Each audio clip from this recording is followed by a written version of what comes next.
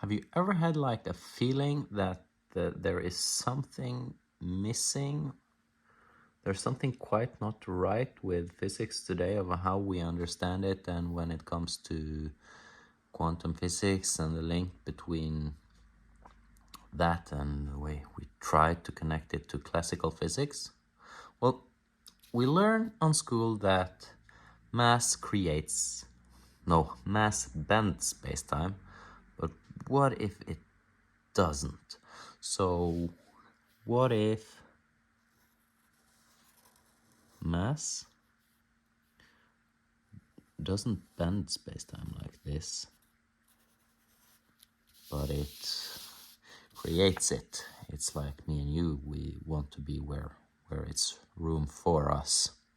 So what would that mean? Well, we know that from quantum physics, for example, it's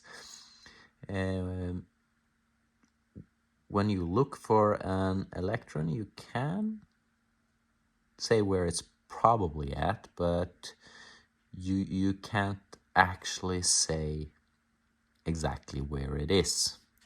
And when you're thinking about that, okay, where is where?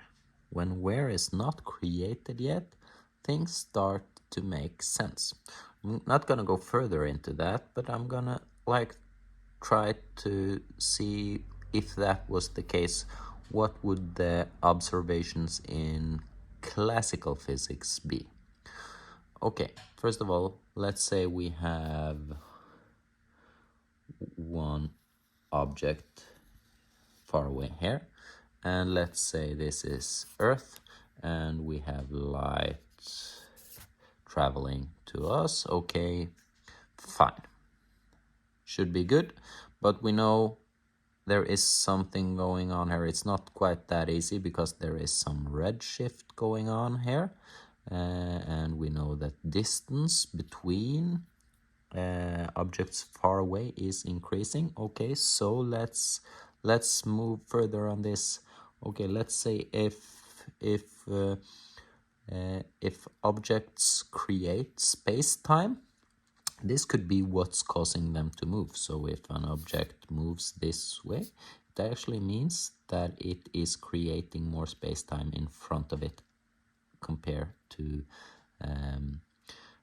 the other side, and the speed of the object would be how much space-time it creates, and let's say the maximum space-time it can create correlates to the speed of light. Okay, fine, what then? Let's say we have different objects here.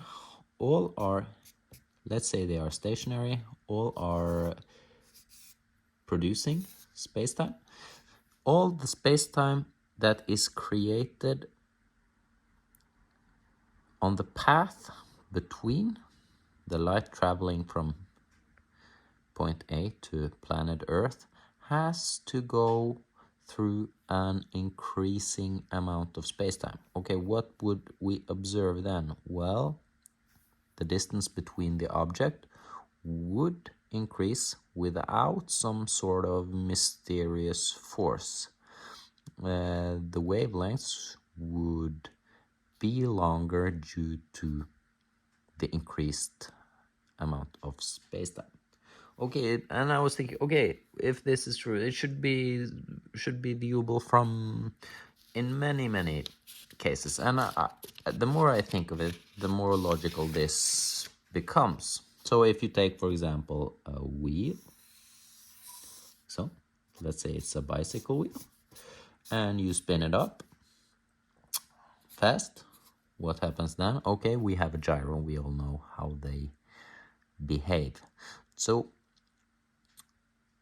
if the actual turning of the wheel is the matter creating more space-time in front of it, there should be more space-time on perpendicular to the axis, right? And as we observe a gyro, it actually is. So when you spin this, it's hard to turn because you then have to overcome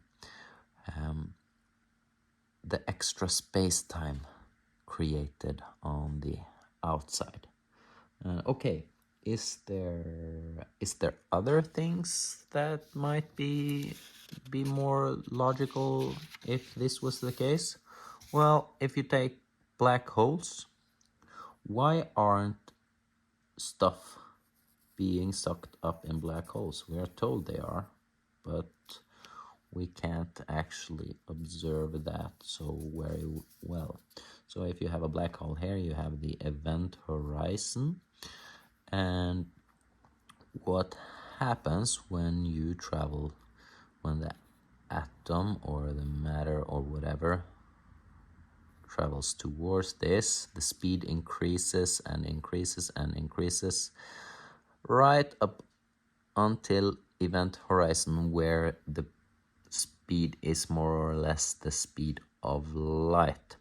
And what happens then is that there is so much space-time created here that the object will not make any meaningful progress.